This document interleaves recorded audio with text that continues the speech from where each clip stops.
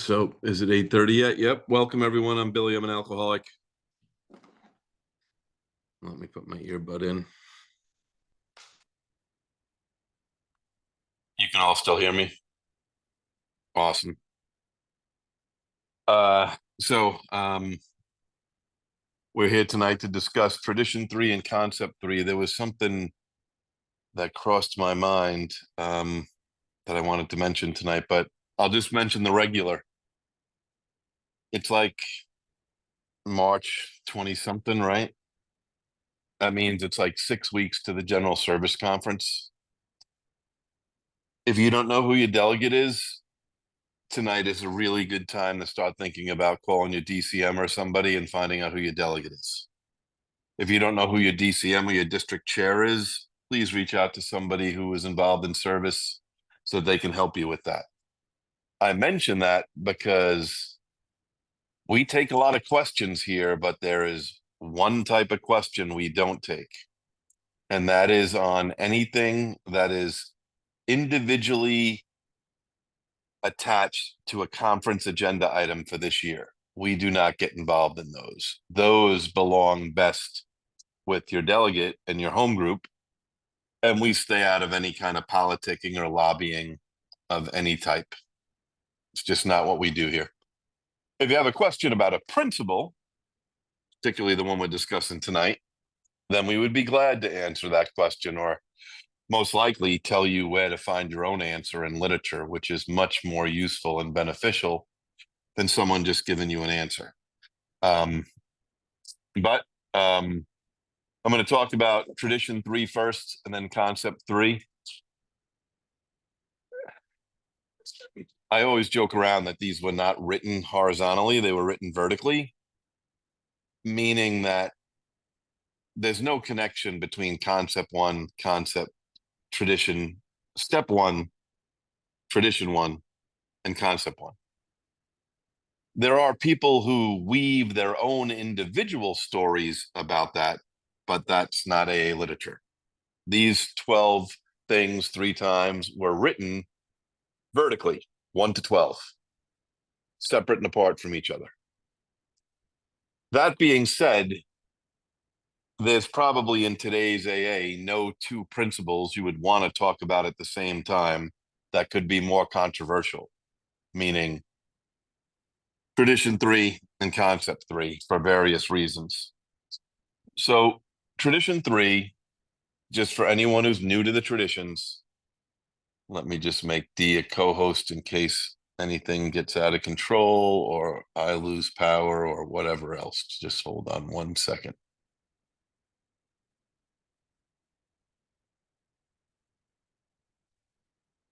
So please go to the 12 and 12.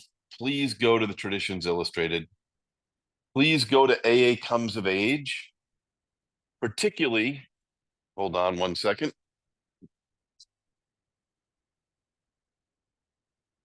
I'll move my book for another Zoom call.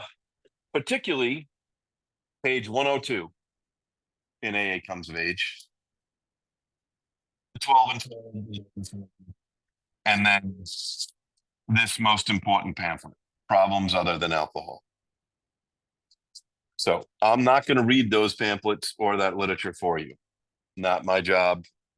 And that doesn't help anybody. But I'm going to tell you a little history behind Tradition 3. The most important thing to know is that it had nothing to do with drugs or any other problem when it was written. Today we go to traditions meetings 3, 5, and they go off the deep end about how people identify themselves in meetings. Not that that's not something we can talk about, but they always focus on everything except why the tradition was written. And I'm going to have to mention a couple of historic facts tonight, which in today's world, which is super political and a bit extreme probably on both sides, I could mention some facts that someone might say I'm being political. So I just want to get that disclaimer aside for the 10th tradition. I'm not being political. I'm just explaining the United States of America around 1945.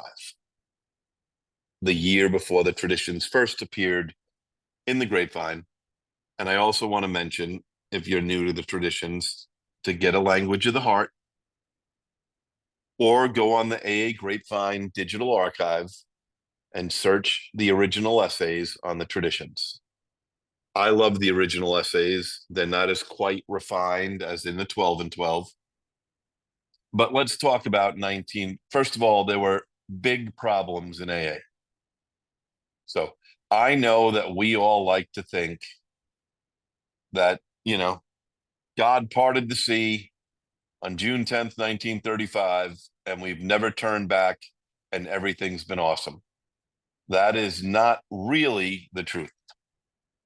Then some will think that in April of 1939, when we published the big book, things were all great. Not really. Was it a miracle that we published that book? Yes. Thank God today we have it. They discovered the recipe for recovering from alcoholism, and they knew it was so important that it put it in a book. But something happened between 1939 and 1945. It's been a common problem of Alcoholics Anonymous since then. It is called the alcoholic ego. The alcoholic ego has been the enemy of Alcoholics Anonymous since the start. Some of you know I've held a few service positions. When I used to go to New York and I'd stay a day late or go a day early, I would sometimes request to read some files out of the archives. I loved letters to Bill, letters Bill wrote to other people.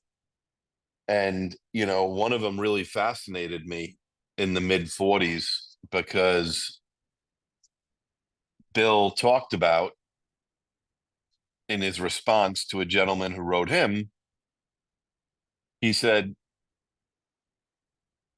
one of the unique abilities of alcoholics is to destroy anything good in their life, drunk or sober. That we have an ability to blow things up like nobody's business. And here was the one thing finally on God's earth that was helping alcoholics, and our human defects and egos were already busy at work harming AA. Another two letters that really caught my attention. The first letter basically said, "Dear Bill, AA is going great in our little city in America." I'm not going to say what city. Our group is on fire. The cops are dropping drunks off at our group meetings. We're going to the courts and the hospitals and the detoxes. Everything is going good except for one thing. This other group across the street. We don't know what they're doing there, but it's definitely not AA. And then what happens? Like a couple of weeks later, the other group writes Bill, like the same letter. Like that's been going on since the start of AA. Bill knew that we needed to do something. It's clear based on how things were out of control in the 40s that AA would have never lasted as long as it did. I mean, let's just look at the outside world around us. Imagine we took sides on political issues. I can invite you to my home group on any given day where we have vast different people with very different opinions that we work really hard to keep outside of our meetings. And then there was the money and profit motive. Or Dr. Silkworth. I see some people from New Jersey. He's buried in West Long Branch. I mean, that poor guy, he's considered one of the most important people in the history of alcoholism and AA. And yet when he was treating Bill in today's money, he was making like 30 grand a year as an MD. Like, In 1934, taking care of drunks was not $1 billion empire, okay? Nobody wanted to do it. People like you and I were throwaways. People like you and I mean, we forget about it today because, we have the gift of AA. But what happens to the human body and human brain if you keep drinking the way we all drink? It leads to horrible physical ramifications and mental. And you have to remember that back then they were doing lobotomies on alcoholics. I have the nurse notes from a lobotomy done on an alcoholic in Chicago in like the 40s or the 50s. And the first thing he did when he woke up after surgery was ask for a drink. So the lobotomy didn't work either, right?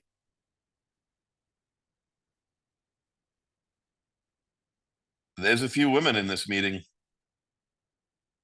There were many state mental facilities back then where if you were an alcoholic who was so bad you were put in one of those facilities, like the requirement to get out, one of them was that you can't have children. Like we are talking about barbaric times in the history of the world regarding alcoholism.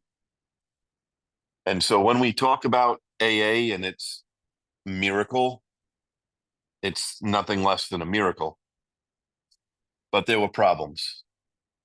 And in 1946, when the tradition started to go around,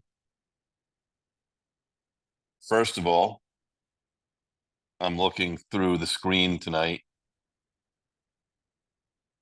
We would not be allowed to have this meeting in 1946 if we were in like a church basement or a community center. We would be mixing races. That's not a political statement. But in about 8 states in 1946, you could not have a public assembly of mixed race. It's not allowed. I have a brother who's sober in AA. He happens to be gay. He was married. His husband passed away. But not only was there no gay marriage in 1946, in many, many states, it was illegal just to be gay. Again, not a political statement. I'm just letting you know what was going on in the world in 1946. And we're talking about the third tradition tonight. I mean, how crazy is it? I would be curious, and if you've heard me ask this question before, then you're cheating. But for those who've read the 12 and 12, you know this line. A newcomer appeared at one of these groups, knocked on the door, and asked to be let in. He talked frankly with that group's oldest member. He soon proved that this was a desperate case and that above all, he wanted to get well. But he asked, "Will you let me join your group? Since I am the victim of another addiction even worse stigmatized than alcoholism, you may not want me among you, or will you?" First of all, I would be curious how many people in this meeting don't raise your digital hand. But if you want to raise your regular hand, that's fine. But how many people in this group tonight have heard this story before and have heard that that was a black man, transsexual, wearing a blonde wig? Okay. So if we've served nothing further tonight, you will no longer believe that wrong history. That is factually, historically not true. Now, if you read Pass It On, the story of Bill W., you will read the story about the male, black, blonde wig, cross-dresser in a meeting, but that happened in New York in the 50s, okay? The story in the 12 and 12, this is Ohio in the 40s.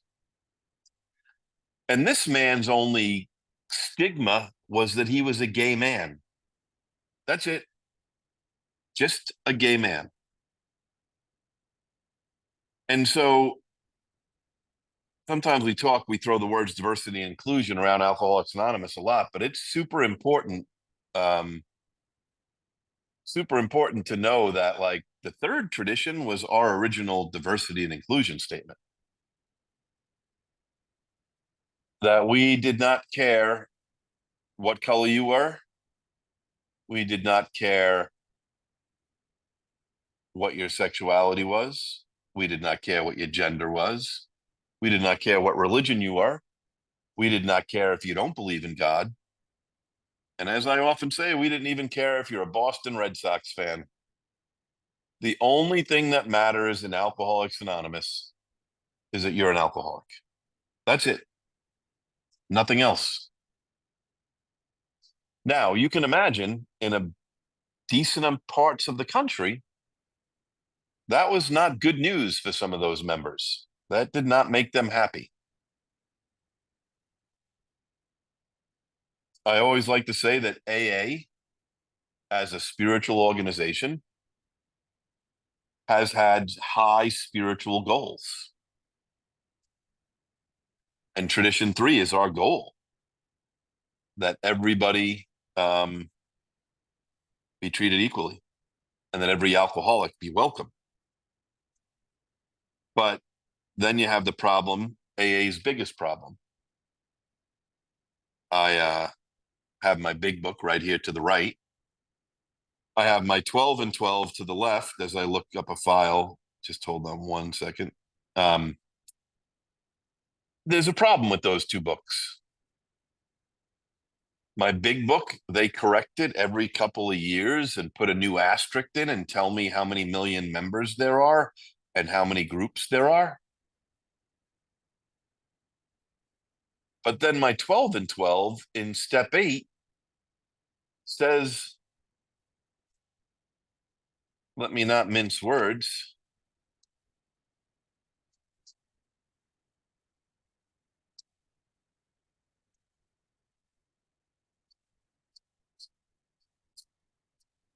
Here we go. Since defective relations with other human beings have nearly always been the immediate cause of our woes, including our alcoholism, no field of investigation could yield more satisfying and valuable rewards than this one. Imagine those two statements were in the same book. We basically have 2 million people who don't get along with other people. We have 2 million people who don't play well in the sandbox with others. We have 2 million people who struggle at making relationships of any specific type. So Bill knew all that. But we have defective people that show up. I'm the first one to admit that when I came to Alcoholics Anonymous, again, not a political statement. I did not like everybody. For me to be a recovered member of Alcoholics Anonymous, I can't have hate. That's just me. But if you think that it was fair that every alcoholic was getting the same help in AA, I just want to hate to disappoint you. But there were places where it was hard. It was hard for women. It was hard for gay people of color. Listen to this news article. This is February 1944, 2 years before the traditions. I'm reading it out of the Cleveland Central Bulletin, which was the newsletter for the Cleveland Central office. Listen to what it says here. The topic or the subject of the article is minstrel show. If you don't know what a minstrel show is, it's when white people used to put black makeup on their face and do comedy parodies. Here's what it says. The minstrel show, with its cast of 60 from the combined groups of Cleveland's AA, is ready for its premiere at the Music Hall Wednesday evening. One of the largest productions of its kind ever attempted by an amateur organization, this minstrel will offer a great variety of acts on its program. I don't know. I came to AA at 14 years old, got sober at 23. I don't know how welcome I would have felt in Cleveland after the minstrel show if I was a 23-year-old black man. The doors were wide open to me. And how about box 459?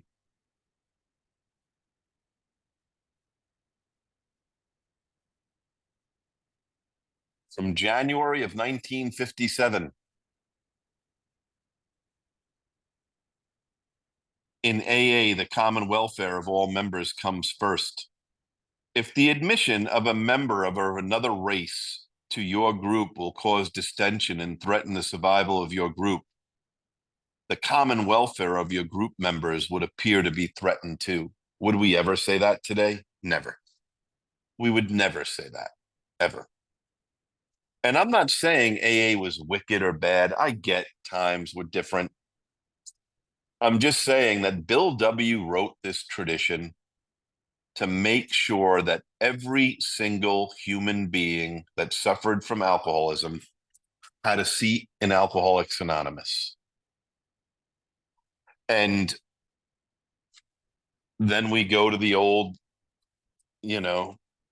short form of the tradition, a desire to stop drinking. I want to put that little myth away for a second. You just need to go to the last paragraph of the narrative in the 12 and 12 of Tradition 3. So the hand of Providence early gave us a sign that any alcoholic is a member of our society when he says so. Any alcoholic. So an alcoholic that has a desire to stop drinking. Now, we have different meetings, closed and open. Anyone can go to an open meeting. It's just only alcoholics participate.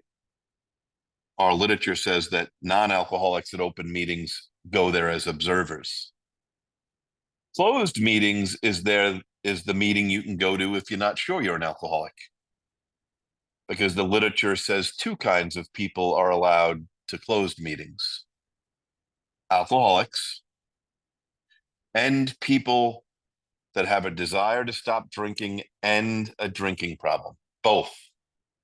Not just a desire to stop drinking, but a desire to stop drinking and a drinking problem. Our literature over and over says that you have to be an alcoholic to be a member of Alcoholics Anonymous. Sometimes that's a little controversial today.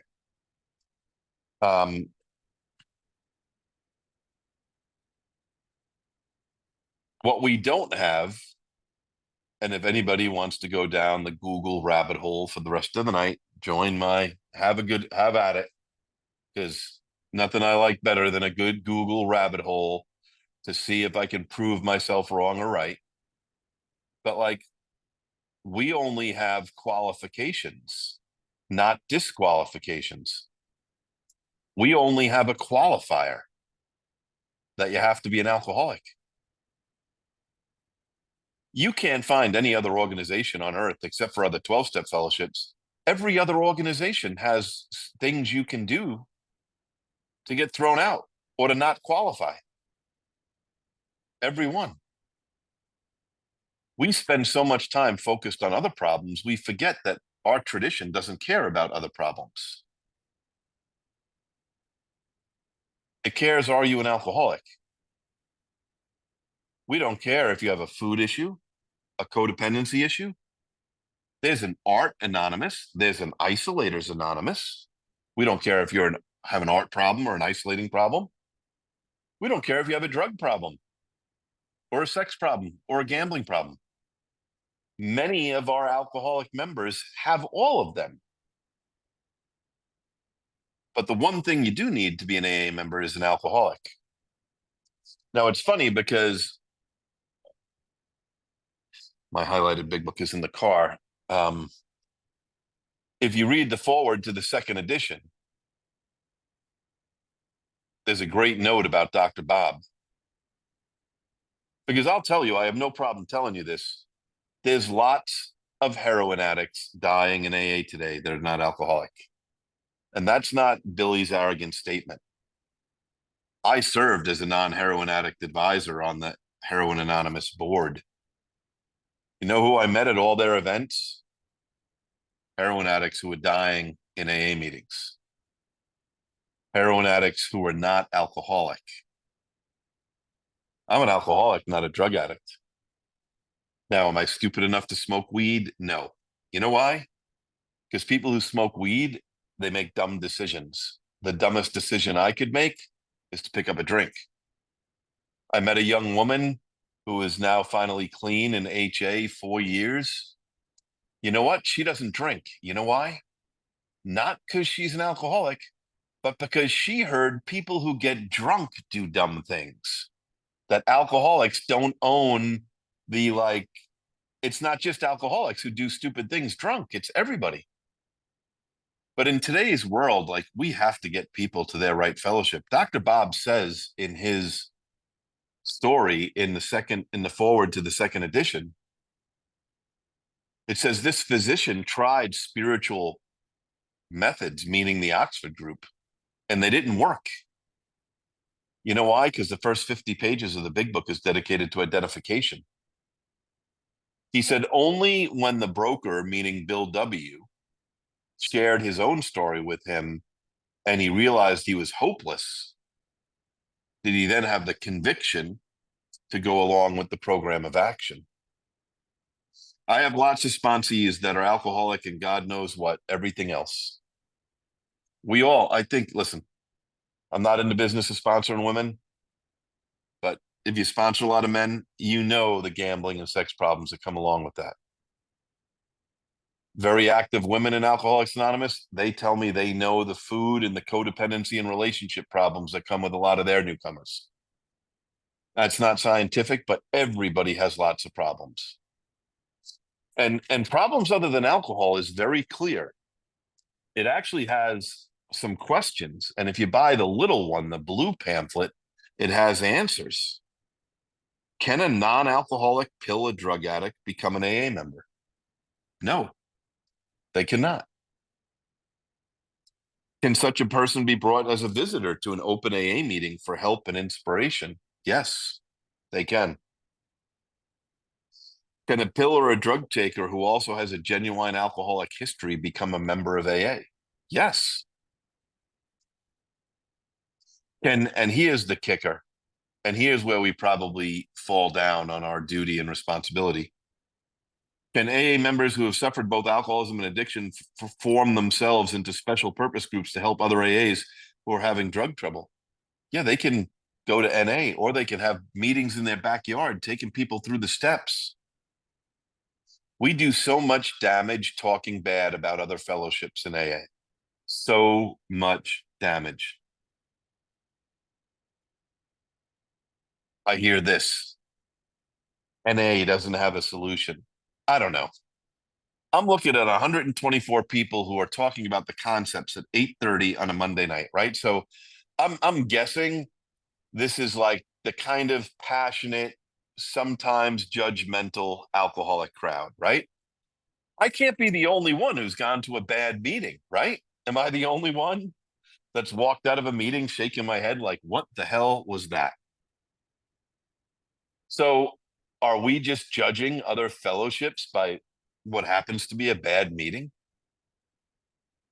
There are 124 people in other fellowships who love their fellowships just as much as we do who are meeting on Zoom tonight.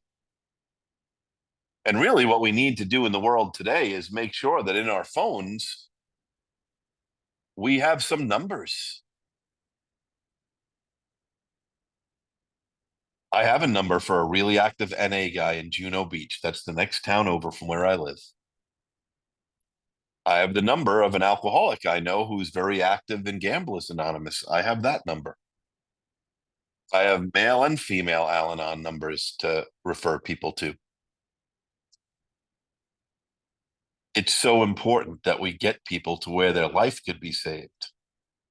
But I want to stress, I'm not about throwing people out of meetings. I'm not about public humiliation. I can find nothing in our literature that says that's okay.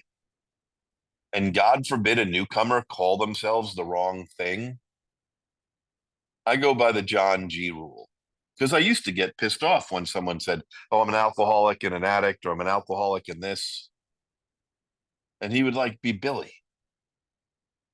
I don't believe a thing a newcomer tells me for a year. Why are you getting so mad? And he has a point.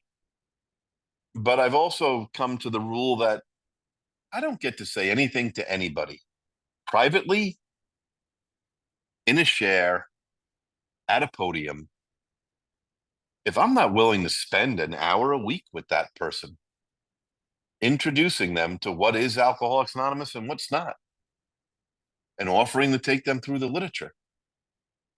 If I'm not willing to do that, then I should be minding my own business and definitely not making people feel uncomfortable in Alcoholics Anonymous or judged. I mean, the greatest thing about Alcoholics Anonymous is that we welcome everybody.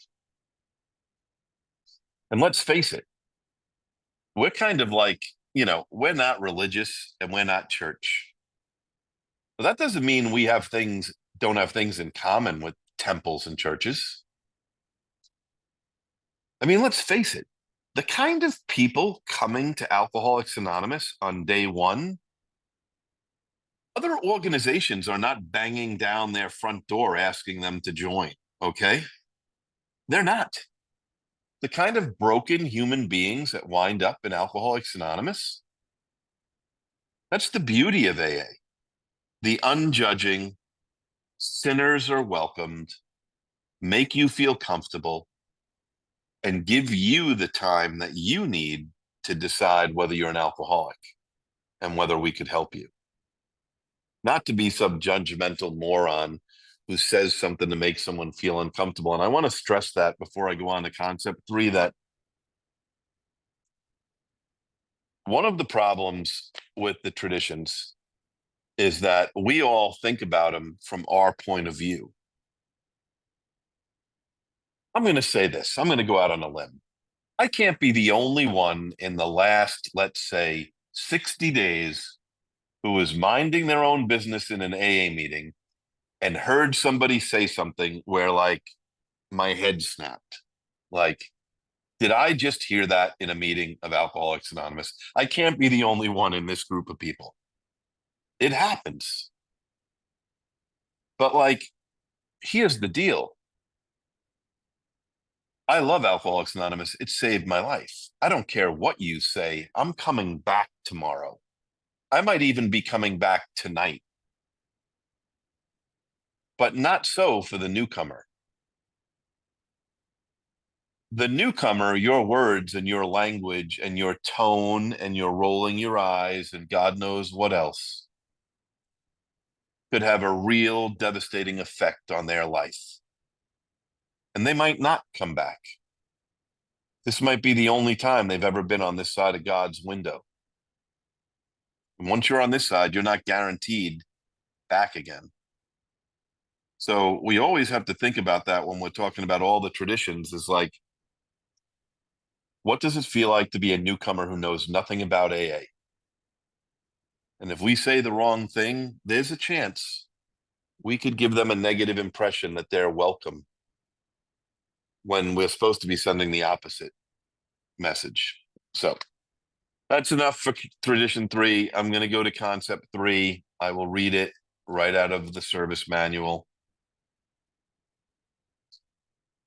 As a traditional means of creating and maintaining a clearly defined working relationship between the groups, the conference, the AA General Service Board, and its several service corporations, staffs, committees, and executives, of thus ensuring effective leadership, it is hereby suggested that we endow each of these elements of world service with the traditional right of decision. So we have all kinds of people in this meeting who have served all kinds of roles and currently do. And I thank anyone for their current service position in Alcoholics Anonymous and the time you sacrifice out of your life and your family's life. I can share my experience. I've been a GSR. I've been a DCM. I've been an area chair. I've been a delegate. I've been an appointed committee member on the General Service Board's Corrections Committee. I've been a non-trustee director on the AA World Services Board. I've been a Class B trustee. And 2 years during my term as trustee, I served as chair of the AA World Services Board. So over that time, the right of decision has become important to me. Because AA is an odd place if you didn't really, there's a line in AA Comes of Age that actually has a question mark after it. I feel like we should update it because it says, won't all kinds of odd people show up? I don't think that's a question anymore. Like, I'm pretty sure we know the answer to that question. Like, yes, millions of odd people have showed up, millions, right? The right of decision, AA is the kind of place where if you're chairing a meeting and someone is acting completely off the wall or sharing you ask people to share for 3 minutes. And at minute 7, because you're a people pleaser like me, you finally say, you should wrap it up. We got to get to other people, right? Only in AA, when I'm doing my job as a chairperson, does the rest of the group gang up on me that I'm picking on somebody. And all I'm doing is embracing the group conscience. But we need the right of decision. We can't elect leaders who can't make decisions. And the way to speak up about the right of decision is at your group business meeting, at your district meeting, at your area assembly. It might even be at the General Service Board or the Grapevine Board or AAWS Board or the General Service Conference. But all of us at least have a vote at a group. And looking at a lot of you have votes at a district or an assembly. And a couple of you have a vote at the General Service Conference this year. That's where we discuss and sometimes debate and vote. But we're alcoholic. We'd rather go behind the scenes, email, gossip in a diner, God knows what else. We'd rather discuss it every place except where it needs to be discussed. And if you want your trusted servants to be informed, you got to be discussing in front of them. The right of decision is not an excuse to go around any kind of delegated authority you've been given. It says in the concepts, it says one example is, for example, knowing that theirs is the final authority, the groups are sometimes tempted to instruct their delegates exactly how to vote upon certain matters in the conference. Because they hold the ultimate authority, there is no doubt that the AA groups have a right to do this. So here's an urban myth in AA. The concept says if the groups want to, they can instruct the delegate. But it goes on as if they insist, they can give directives to delegates on any and all matters. But is that wise? The most important right of decision affecting the General Service Conference that's ignored is electing good delegates. Your group gets to elect a GSR. Mine does. That's the only place now I get to exercise my right of decision. I vote for the best person to be GSR because that person is going to vote for the district chair and is going to vote for the delegate at the assembly, at the quarterly. If I vote for the wrong person, they're going to vote for the wrong person. If I think my delegate is not really doing their job, then maybe I elected the wrong delegate. Maybe I voted for a friend instead of somebody who would really do the job. And the other thing out there, and this rule works all the way up and down the triangle, it works with alternate delegates and it works with alternate cookie and anniversary cake people. If you are a bad alternate cookie and anniversary person, you're not going to be a good anniversary and cookie person. You're not going to magically all of a sudden do the job. Like, we have to elect people that do the jobs and the best people. But we also have to let them do their job. And there's a lot of people active in general service today. And as you know, over the last couple of years, the conference and the board have had some very trying issues. I will explain to you that probably the most, as a former board member and a former chair of AAWS, I would tell you that for me, what became the most important was the second to last paragraph of concept 3, which says, the right of decision should never be made an excuse for failure to render proper reports of all significant actions taken. It ought never be used as a reason for constantly exceeding a clearly defined authority, nor an excuse for persistently failing to consult those who are entitled to be consulted before an important decision or action is taken. In other words, if you have time, wait for the group to get together. If you don't have time and you have to make a decision, then you have a duty, per the concepts, to let those groups know right away. The groups could be the delegates. The groups could be at your area assembly the next time you get together.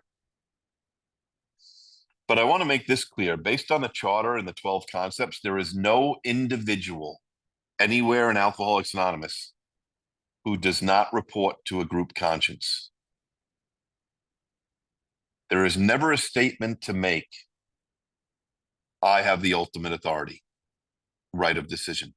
It's just not true. The conference is a spiritual entity. The board is a legal entity, but the concepts make clear that the spiritual is always over the legal. Sometimes leaders make mistakes because they think it'll cause trouble if they report.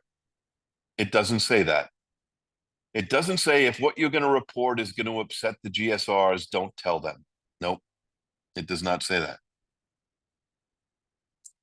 I've been in an assembly where a treasurer reported that 6 months before, the treasurer and the area officers had a meeting at a diner or a Chinese restaurant, and they had discovered that the previous treasurer stole some money or lent it to himself and then tried to pay it back slowly.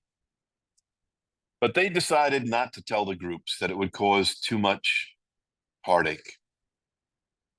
I was at that assembly when people asked for those officers to resign. Like, we just don't have that kind of authority in Alcoholics Anonymous. I've okayed the tax returns for AA World Services, but I have the right of decision as the chair of AAWS and a member of that board to vote on the tax return. We don't need to check that with the groups. That's why they elected us. Now, I will say the one thing is the board took its inventory, I guess, 2 years ago. That inventory report has traveled all around. Do I have one disagreement with, I don't know. I have at least one. And I love the current board. I thank them for their sacrifice. But there is a line in there that says that the word transparency is not in any AA literature. Here would be my response to that. Transparency wasn't a buzzword in 1950 and 1960. It wasn't a corporate buzzword like it is today. The whole service manual is about transparency. All 12 concepts are about transparency. I've talked to enough trustees to know that if there was one line they could have taken out of that report, it would be that one, because I do not believe the trustees hide anything from the fellowship. I do not think, as a person who has seen all the secrets, there really are none. About 3% of what the board does has to be confidential for legal purposes. to protect employee personnel files, to protect medical conditions of employees, to protect workers' comp claims and individuals. There are certain things that the law says as an employer we need to keep confidential. But I am telling you, it's less than 5% of the overall business the board deals with. There is really nothing that can't be communicated to the groups. The pendulum swings back and forth in AA service. Sometimes we being the board, maybe make a decision or two we shouldn't have made without going to the conference, and the conference gets mad. And so they push back hard and they start micromanaging the board, which that's not good either. If you elect leaders you have to micromanage, you're electing the wrong leaders. And another principle that's important to learn as an AA leader is just because you do have the authority to do something doesn't mean you have to, or you should. I'll give one example of that. In 2009, when I became a director on the AWS board, my first assignment was to be chair of the AA World Services Publishing Committee. Now, a good amount of the work that AWS does is publishing. So it was like trial by fire. And the board right before me decided to put the big book on the Kindle. Now, we're talking about 2009, 16 years ago. A lot of people in their 50s and 60s and 70s were still not technology savvy like they are today. You know what the board forgot to check before they put the big book on the Kindle? That on Amazon, you can leave comments about the book. And boy, did the fellowship go crazy when people who hated AA wrote some great classic comments on the Amazon website. And the pushback was so bad that it got taken down in August of 2009. And then we tried to build our own app, which was a disaster because the amount of people and time and dollars to keep our own app was just astronomical. But finally, a couple of years later, we voted to put the big book in AA literature on Barnes & Noble Nook, Apple iBook, and Kindle again, Amazon, ebooks. Now, the AWS board had the legal authority to make that decision. Some people would say it was no more than a format change. The book was approved by the conference. We were just giving it in a different format for people to read it. But the AWS board voted unanimously that year. It's our big book. The fellowship cares about it. Let's send it to the conference literature committee. And the conference literature committee approved it and sent it to the floor of the conference, and they approved it. Another good example of this is the preamble. The copyright of the preamble is owned by the AA Grapevine board. If they wanted to change it, they could have. But when a lot of letters started coming in, they decided this is too big of a policy change. The groups need to be involved in this decision. And so it went to the conference. And then it became a floor action. And over 2/3 of the members present voted in favor of it. And so today we say we're a fellowship of people. Now, did 100 people call me who don't ever listen to their GSR? That's not my problem. Or people who said they slid this in on us at the last moment? No, we've been talking about it for a couple of years. But the Grapevine board did the right thing. They decided to take a wider audience. And I would just stress that in my last comment, that you can never go wrong as an AA leader when you consult widely. The concepts talk about consulting widely a lot. Even if it's something that doesn't require a vote that you're expected to do in your job, you can get a sense of the meeting. You can talk to people. The right of decision was never supposed to be and abuse of power. But in the same way, the conference's right to approve things was never supposed to be a micromanaging experiment.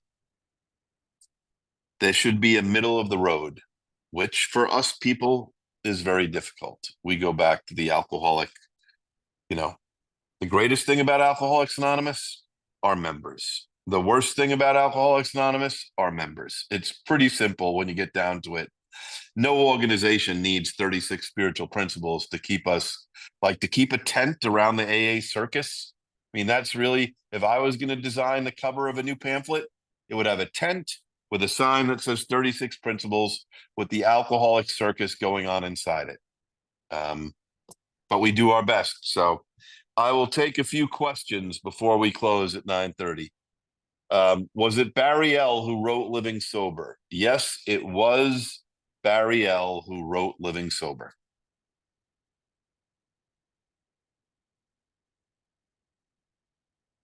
Next question. Can you explain why some conference agenda items are for committee eyes only? How can the groups discuss items when we don't have access to the information? Oh yeah, that's an easy one. First of all, only a very small percentage of items are for committee eyes only. If I sent out a poll right now, like, how easy is it to keep a secret in Alcoholics Anonymous? I don't think any of us would be shocked by the results. It's impossible. Can't keep a secret in Alcoholics Anonymous, right?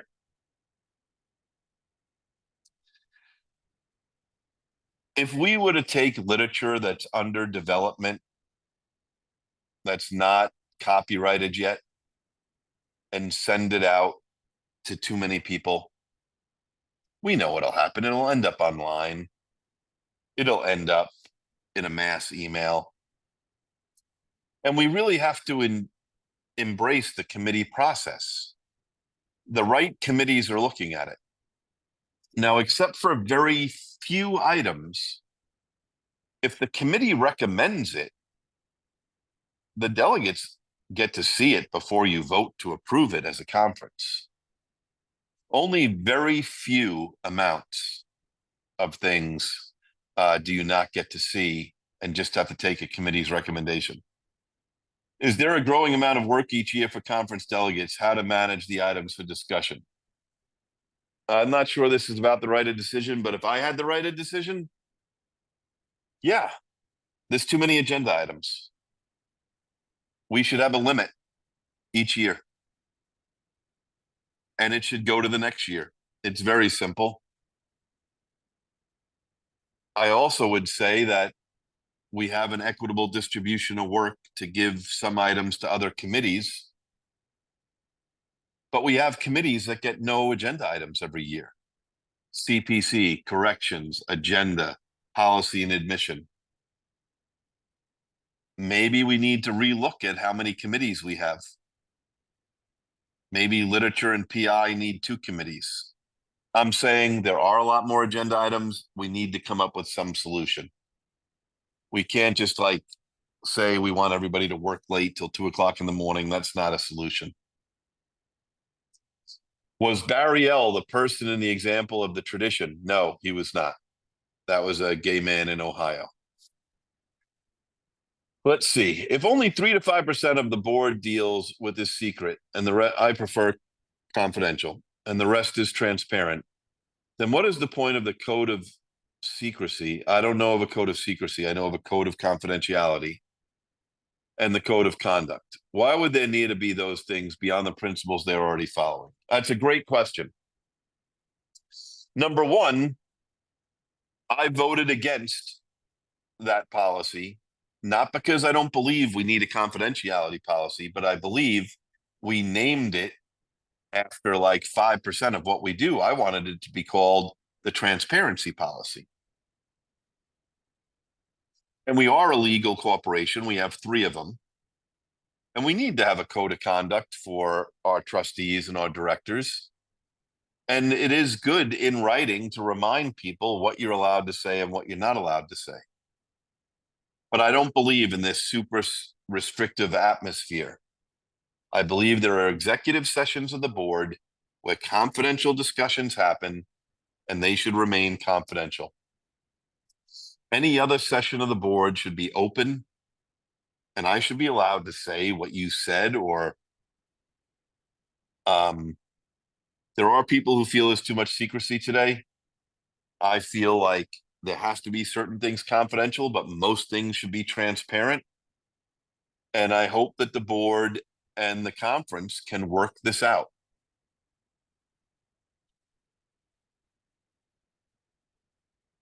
Let's see.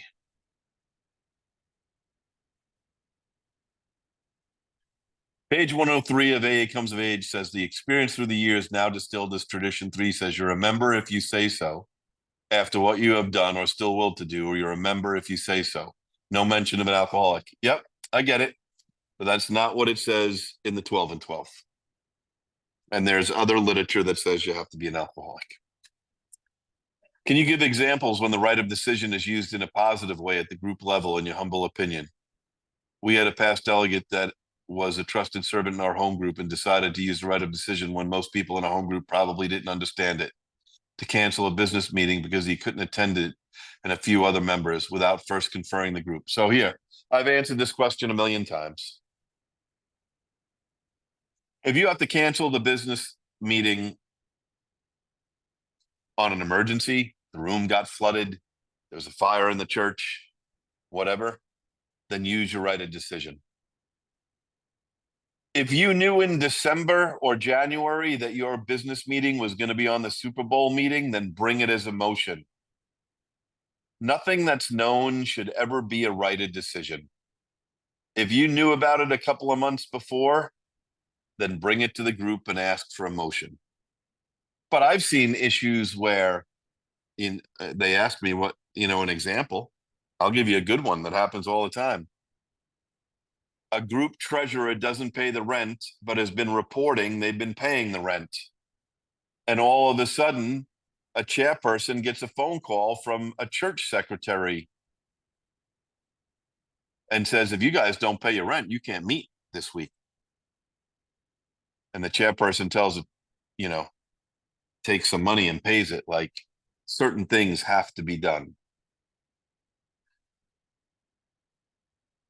Name the 3 legal corporations. The General Service Board of Alcoholics Anonymous, Inc. Alcoholics Anonymous World Services, Inc. The AA Grapevine, Inc. Those are the 3 corporations.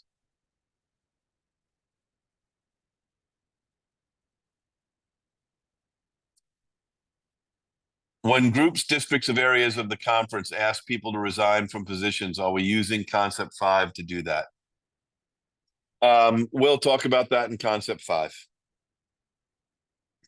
The 2014 and 2022 member surveys both show that about 88% of members are white. Is it possible that the survey process is faulty? If not, can we better reach people? So, of course, we have to reach more people.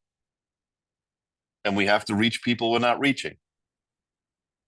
Do I think the survey process was broken for a long time? Yes. And I know they're trying to fix it. If you want an example of why it's broken, I can give you one easy. In the 93 areas, they pick a certain amount of groups per area to survey.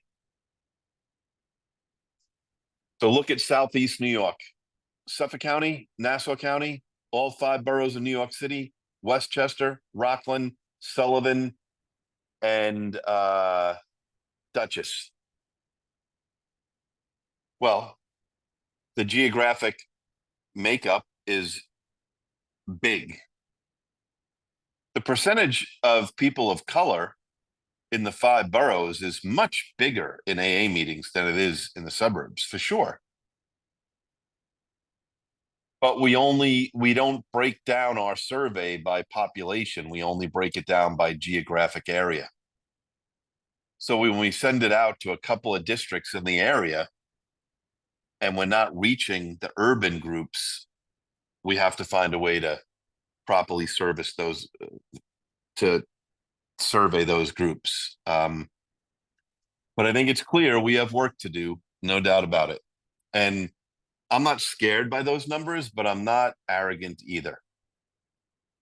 If people of color and other groups were not as welcome to AA as white men, then of course they're lagging behind in joining Alcoholics Anonymous. And we have to do whatever we can to get the message out. Any other questions? Otherwise, next week, we will be reading Concept 4. Let's see what this says. Can you explain censoring? I will in Concept 5. If you want to be added to the Facebook group where the recordings are, I am going to put my text, WhatsApp, whatever you want to use.